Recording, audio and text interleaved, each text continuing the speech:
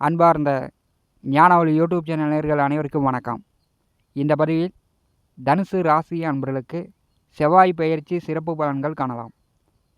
2024 வருடம் ஆகஸ்ட் மாதம் 26ஆம் தேதி முதல் அக்டோபர் மாதம் 23ஆம் தேதி வரை ஒரு 58 நாட்களுக்கு ரிஷபராசியிலிருந்து மிதுன ராசிக்கு செவ்வாய் பெயர்ச்சியாகி மிருகசீரிஷ நட்சத்திரம் 3-4 பாதத்திலும், திருவாதிரை நட்சத்திரம் 4 பாதத்திலும், புனர்பூச நட்சத்திரம் 1-2-3 பாதத்திலும் சஞ்சாரம் செய்ய போகிறார்.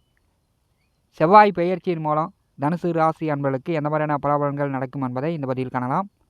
நம்முடைய ஞான ஒளி யூடியூப் சேனலை பார்த்து கொண்டிருக்கக்கூடிய அன்பர்கள், இதுவரை சப்ஸ்கிரைப் செய்யாத அன்பர்கள் மறக்காமல் நம்முடைய சேனலை சப்ஸ்கிரைப் செய்து கூட வருகின்ற ஆல் பட்டன் அழுத்திங்க. நன்றி.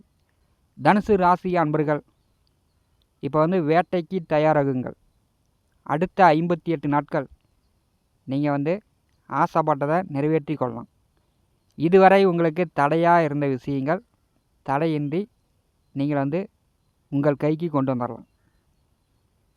கடந்த 46 நாட்களாக 6வது வீட்டிலே குருவுடன் செவ்வாய் கூட்டணி சேர்ந்து குரு மங்கள யோகத்தில் சஞ்சாரம் செய்தார். பெரிய அளவு தனுசு ராசி என்பதற்கு பகை போட்டி விரோதம் இல்லாமல் நீங்கள் வெற்றி அடைந்திருக்கலாம். பழைய பாக்கி பழைய கடனெல்லாம் கொடுத்து அடைத்திருந்திருக்கலாம். உடன் பிறந்தவர்களிடம் கொஞ்சம் கருத்து வேறுபாடு வந்திருக்கக்கூடும்.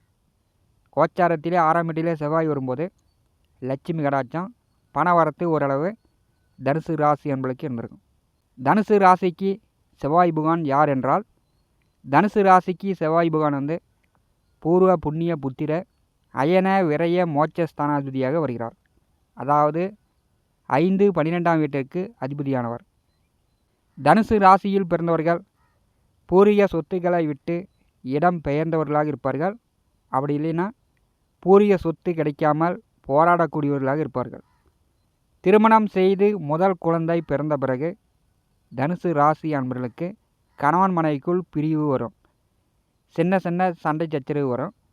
வம்பு வழக்கு அடித்தடிப்பட்டு கோர்ட்டு கேஸு பார்க்குற நிலை கூட திருமணத்திற்கு பிறகு முதல் குழந்தை பிறந்த பிறகு பெரும்பாலும் தனுசு ராசி அன்பர்களுக்கு ஏற்படும். தனுசு ராசிக்கு 2வது வீட்டில் செவ்வாய் உச்சம் அடைகிறார். தனுசு ராசிக்கு 2வது வீட்டிலே செவ்வாய் உச்சபலம் பெறும்போது பணம் நீங்கள் கடனாக கொடுத்தாலோ கைமாத்தா கொடுத்தாலோ உங்கள் கைக்கு திரும்ப வருவது கஷ்டம். அல்லது நீங்கள் சண்டை போட்டு தான் அந்த பணத்தை வாங்குற மாதிரி இருக்கும். பெரும்பாலும் தனுசு ராசி அன்பர்கள் பணம் யாருக்கும் கொடுக்கல் வாங்கல் இல்லாமல் பெரும்பாலும் பார்த்துக்கொள்வது நல்லது. தனுசு ராசியில் பிறந்தவர்களுக்கு கோபமும் பிடிவாதமும் சற்று அதிகமாக இருக்கும். தனக்கு உரிய பாணியில் தான் செயல்படுவார்கள். வெளி வட்டார பழக்க வழக்கம், நட்பு, பெயர், மதிப்பு, மரியாதை, அந்தஸ்து தனுசு ராசியில் பிறந்தவர்களுக்கு உண்டு. செவ்வாய் பகவானுடைய காரகத்துவங்கள் பார்க்கும்போது 9 நவகிரகங்களில் செவ்வாய் பகவான் காலபுருஷனுக்கு 1-8ஆம் வீட்டுக்கு அதிபதியானவர். செவ்வாய் பகவான் என்றாலே போராளி, வேட்டைக்காரன், பூமி நிலம் சகோதரக்காரகன், இரத்தக்காரகன், பெண்களுக்கு கலத்தரக்காரகன், தைரியக்காரகன். ஒரு மனிதனுடைய உடலில் சக்தி, உடலில் வெப்பநிலையை குறிக்கக்கூடியவர் செவ்வாய். 2ல் 1 பார்க்கக்கூடிய கிரகம், நீயா நானா அப்படின்னு மோதி பார்க்கக்கூடிய கிரகம், சண்டை போடக்கூடிய கிரகம், வீரத்தின் அதிபதி, பற்கள், எலும்பு, இரத்தத்தை குறிக்கக்கூடியவர், யூனிஃபார்ம் வேலையை குறிக்கக்கூடியவர், காவல்துறை, இராணுவம், போக்குவரத்து தொழிலாளர்கள், விவசாயம், பூஞ்செடி, கம்பிவேலி, செம்மண் பூமி, வாக்குவாதம், எதிர்வாதம், விடாமுயற்சி செய்து வெற்றியா தோல்வியா என்று பார்க்கக்கூடிய கிரகம் செவ்வாய்.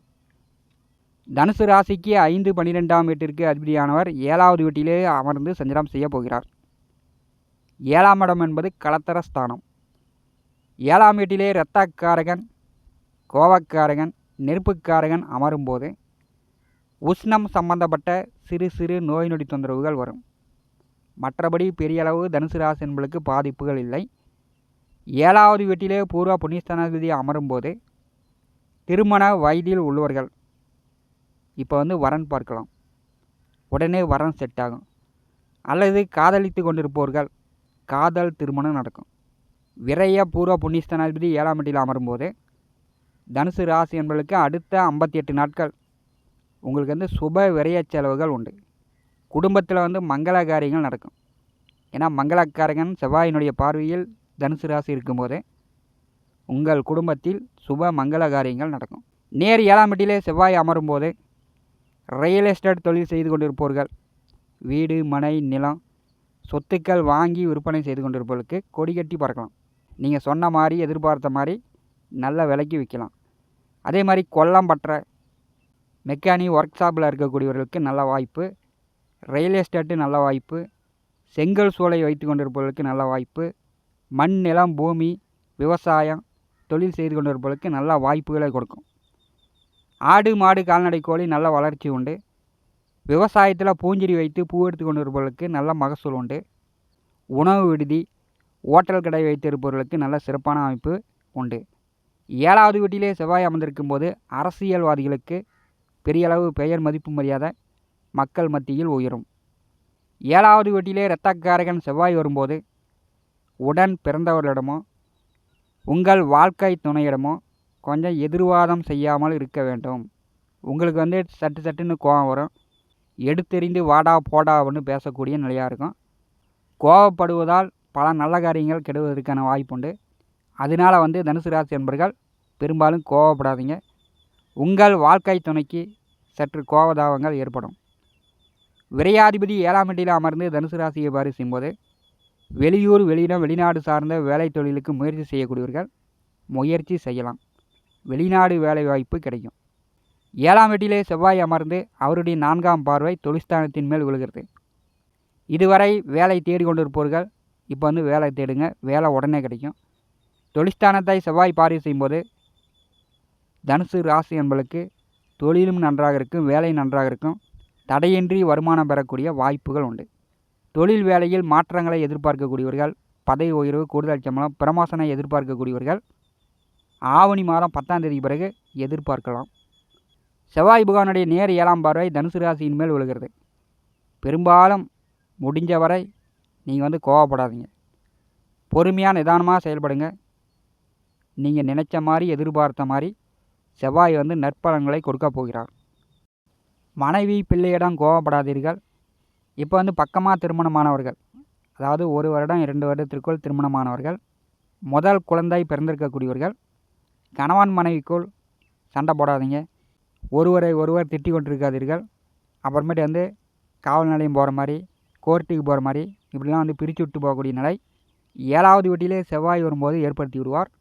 முடிஞ்ச வரை பக்கமாக திருமணமானவர்கள், முதல் குழந்தை பிறந்தவர்கள், கணவன் மனைவிக்குள் மிகுந்த புரிதல் ஒற்றுமை வேண்டும்.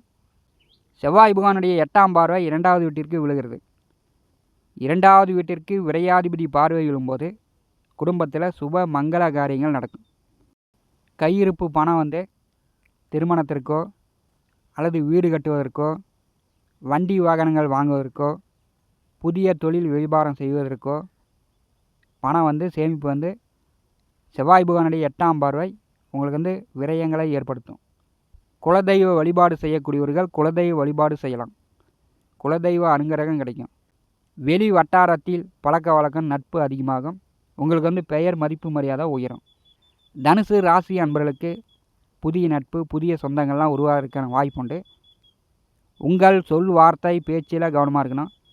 மற்றவர்கள் எடுத்தெறிந்து பேசாமல் கோவப்படாமல் அறிந்து புரிந்து நடந்து கொள்ளுங்கள். 7ஆவது வீட்டிலே செவ்வாய் அமர்ந்து தனுசு ராசியை பரிசீலிக்கும் போது வீர தீர தைரியம் உண்டு. தன்னம்பிக்கையாக நீங்கள் எதையும் செய்து முடிப்பீங்க. அதற்குண்டான வாய்ப்புண்டு. நீங்கள் வேட்டைக்கு தயாராகலாம். தடைபட்டு கொண்டிருந்த காரியங்களுக்கு முயற்சி செய்யும்போது தடை நீங்கி அதெல்லாம் உங்களுக்கு கிடைக்க போகிறது. பூர்வீக சொத்துக்களில் பிரச்சனை இருந்துச்சுன்னா, வெள்ளங்க இருந்துச்சுன்னா, பங்காளி அண்ணன் தம்பிகளுக்குள் ஏதாவது பிரச்சனை இருந்துச்சுன்னா அதெல்லாம் நிவர்த்தி ஆகும். கலகம் பிறந்தால் நல்வழி பிறக்கும். 7ஆவது வீட்டிலே செவ்வாய் அமர்ந்திருக்கும் போது நண்பர்கள் உறவினர்கள் வாழ்க்கை துணை வழி நல்ல புரிதல் தனுசு ராசி என்பதற்கு ஏற்படும். இந்த காணொலியை பற்றி உங்களுடைய மேலான கருத்துக்களை நம்முடைய கமெண்ட் பாக்ஸில் பதிவு செய்யுங்கள். நம்முடைய ஞான ஒளி யூடியூப் சேனலை பார்த்து கொண்டிருக்கக்கூடிய அன்பர்கள், இதுவரை சப்ஸ்கிரைப் செய்யாத அன்பர்கள் மறக்காமல் நம்முடைய சேனலை சப்ஸ்கிரைப் செய்து கூட இருக்கின்ற ஆல் பட்டன் அழுத்திங்க. தினந்தோறும் நம்முடைய சேனலில் ஜோதிட பலன்கள் பதிவிடப்படும். உடனுக்குடன் பார்த்து பயன்பெறுங்கள். நன்றி, வணக்கம்.